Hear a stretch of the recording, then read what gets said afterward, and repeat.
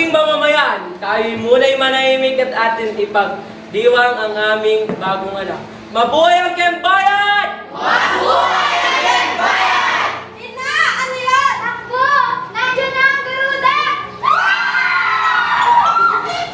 Sa gitna ng kaguluhan, nagkahiwalay ng landas ang sultan at ang kanyang asawa, ang sultana. Sa kasagsagan ng kanyang takot, naisilang ng sultana ang isang sanggol na babae sa tabi ng ilog at kanya itong iniwan. Babalikan kita, anak. May isang mga ngalakal na nangangalang Diyuhara ang nakatagbo ng sanggol at kanila itong inangkon. Sabi ng isa sa isa, sino kaya ang mga magulong?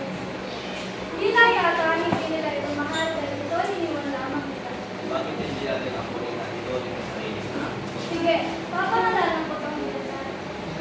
Samantala, sa kaharian ng Indrapura, ang sultang si Mohindra ay ikinasal kay Bilasari, isang magandang babae ngunit mapanigbubuin.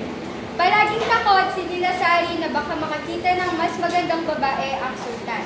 Kaya't ipinag-utos niya sa kanyang mga tauhan na magganap sa buong kaharian ng sino mang maaaring pumigil sa kanyang kagandahan.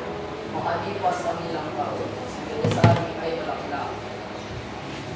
Teka, ako pa ba'y mahal ni Mohindra? Mohindra, ako pa ba iyong mahal? Oo, ikaw lang nga yung babaeng minamahal. Paano ako makakatiyak na ako talaga ang babaeng minamahal ni Mohindra? Mga mahal! Kailan mo pa rito? Ano ang iyong nais, mahal na sultana? Maghanap kayo ng magandang babae na masigitan pa ang aking kagandahan. Kung meron man. Masusunod. Umalis na kayo. Ano ang iyong ngalan, Binit-Binit? Ako po si Bigasari. Bakit niyo po inaitanong? Nais ang ipatawag ng sultana sa kanilang kaharian upang maging dama. Talaga po ba? Nais akong maging dama ng mahal na sultana? Sandali lamang po at ako'y magpapaalam lamang sa aking mga ina. Aba, ina, napakasaya ko ngayon at nais akong maging dama ng mahal na sultana. Nais kayo makausap na pa. Maaari bang maging dama ang inyong anak? Basta ina, paalam. At natagpuan nga nila si Bidasari. Higit na maganda si Bidasari kaysa kay Bilasari. Inanyayahan ni Bilasari si Bidasari sa palasyo. Ngunit sa likod ng paanyaya, isang masamang balak.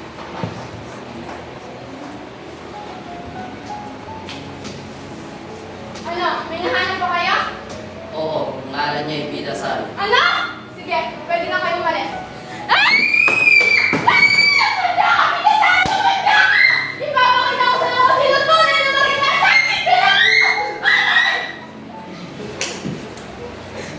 Ano ang iyong nais, mahal na sultana? Balhin ko ako sa kanya!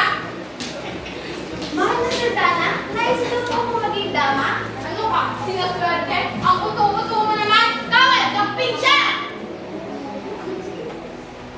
Mahal na sultana, wala naman po akong ginawa sa inyo! Ikaw, wala! Pero yung kagandahan mo, meron! Dahil sa'yo, maaaring masira ang dalas na ka! Bitawan niyo po! Mahal na sultana, nasasaktan po ako!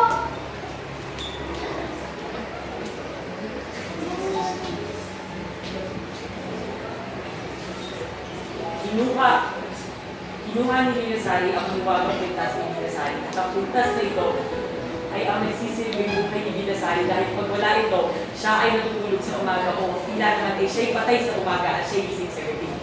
Teka, ang pintas na ito ay may mahika. Dahil si Bilasari ay gising sa gabi at tulog naman sa umaga.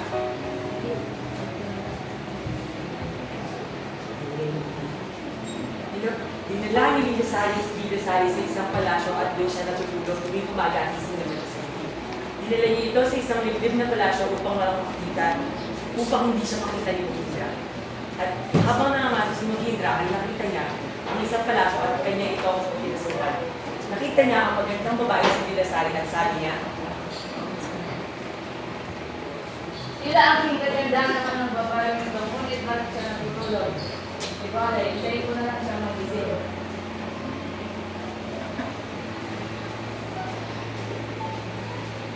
Sino ang binuong ito?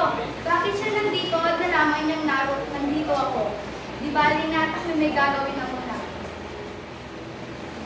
Ma, ba't hindi ko sa nagigising? Di bale, ako'y babalik na lang sa aming bayan. Bakit wala pa kaya si Mugindra? Mugindra, bakit ka tagal mo? Galing sa iyong pangangaso, pinagpapalit mo na ba ako? May nahanap ka na bang mas maganda sa akin? Hindi, at ako'y nangaso lamang. Hindi kita pagpapalit kanino man. Malipas ang ilang araw, binalikan muli ni Mugindra si Vidasario sa palasyo at kanya itong naabutan ng gising.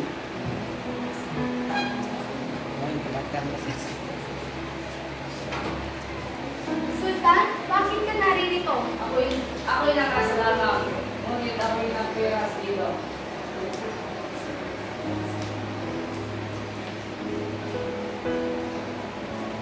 At ako'y may ibibigay sa'yo.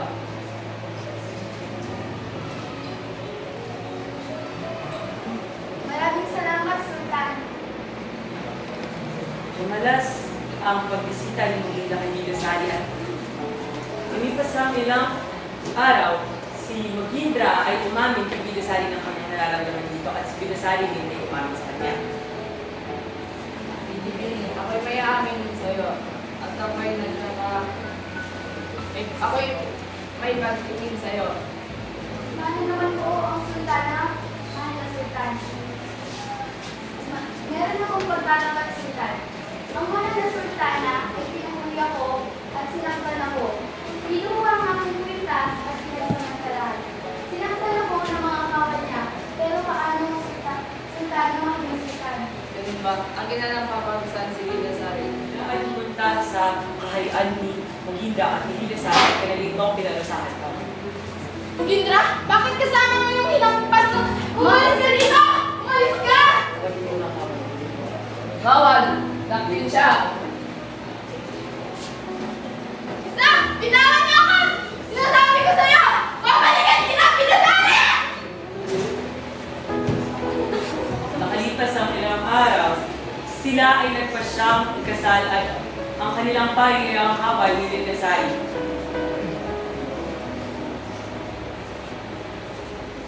Kayo ngayon ay opisyal ng mag-asawa. Mabuhay ang bagong kasal. Habang nangaso ang mga kawal nila ay may nakita sila ang binibining kamukhang kamukha ni Vidasario. Tinanong ng isang kawal kung ano ang ngalan ng binibini at sumagot naman ito. Ano ang iyong ngalan binibili? Ako ang sinabati. At kanyang itong itinanong kung sino ang mga magulang ito. Sino ang iyong mga magulang? Kaya dadalhin mo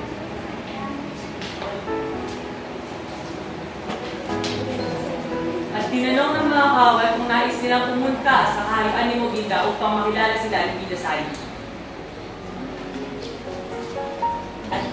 At nagkita-kita ang magpapamilya.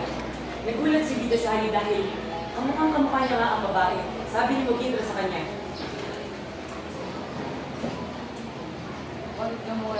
Bakit ka mukha mo itong babae? Hindi ko alam, Sultan. ilang araw ang lumipas, nalaman nila na si Vidasario pala at si Napate ay kapatid at ang tunay na magulang ni Vidasario ay ang magulang na kasama ngayon ni si Napate. Nakalipas ang ilang araw, tinanggap nila ang katotohanan na dahil lamang sa takot ay doon nila alin ang dahilan kung bakit iniwan nila si Vidasario sa ilog at sila ay nabuhay ng mapayapa